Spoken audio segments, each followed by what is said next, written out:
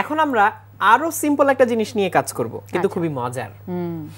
তুমি নিশ্চয়ই ছোটবেলায় কলমের যে ক্যাপ, এই ক্যাপের মধ্যে ফু দিয়ে শীষ বাজিয়েছো। হ্যাঁ, ডেফিনেটলি। অনেক তীক্ষ্ণ একটা শব্দ হয়, কিন্তু ওইটাতে তো একরকম শব্দ হয়, তাই না? তার মানে বাঁশির মতো করে তো বাজানো যায় না, শব্দটাকে টিউন চেঞ্জ করা যায় না, মোটা চিকন করা যায় না। এখন আমরা ওইরকমই একটা কাজ করব, কিন্তু অনেক রকম টিউন তৈরি করে। এটা করার জন্য আমাদের লাগবে 1 গ্লাস পানি। এই 1 গ্লাস পানির মধ্যে আমরা এরকম একটা পাইপ ডুবিয়ে দিব। তবে এই গ্লাসের পানির লেভেলটা যেখানে, তার চেয়ে একটু উপরে হচ্ছে রেখে বাকিটুকু কেটে ফেলবো আমরা। আচ্ছা, তাহলে আমি এটাকে অ্যাডজাস্ট করে নিচ্ছি। এই যে আমি এইটুকু কেটে ফেলে দিচ্ছি। ঠিক আছে, তাহলে ফেলে দিলে এখন বাকি যা থাকলো এর মাধ্যমে আমি একটা বাঁশি বানানোর চেষ্টা করব। এই দেখো, পানি দিয়ে। আরে কি সুন্দর বাঁশি সাউন্ড হচ্ছে না?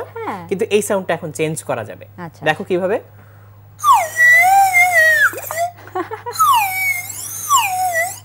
এটা কি, এই শব্দটা কি এভাবে হচ্ছে কারণ অর্ধেকটুকু স্ট্র পানি দিয়ে আটকানো আছে এবং বাকিটা হলো বাতাসের? হ্যাঁ, বাতাসের জন্য এই সাউন্ডটা হচ্ছে যে বাতাস যতটুকু থাকবে এর ভিতরে, আমি এটাকে উঠিয়ে ফেললে ভিতরে বেশি বাতাস, আর নিচে নামিয়ে ফেললে ভিতরে কম বাতাস। হ্যাঁ, তাহলে এটা বানানোর জন্য কিচ্ছু লাগবে না, জাস্ট একটা স্ট্র আর 1 গ্লাস পানি। এখন দেখো ফু দিলে কিরকম সাউন্ড হয়, আর এবার এটা যদি উঠাই ভিন্ন রকম সাউন্ড হবে, অন্যরকম একটা আওয়াজ। আর এবার যদি উঠানামা করি,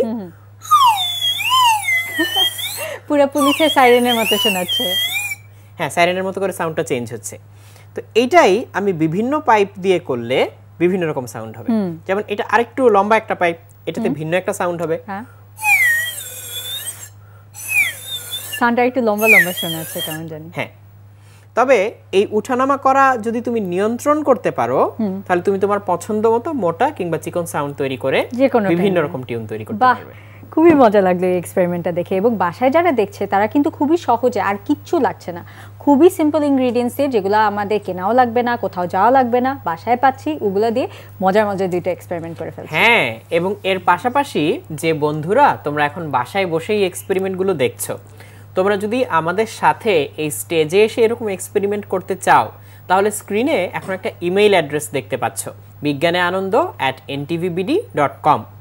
এই ঠিকানায় তুমি তোমার নাম, বয়স, তুমি কোন ক্লাসে পড়ো, তোমার স্কুলের নাম কি, তুমি কোন এক্সপেরিমেন্ট করে দেখাতে চাও, সেটা তুমি তোমার ছবি সহ আমাদেরকে পাঠিয়ে দিতে পারো।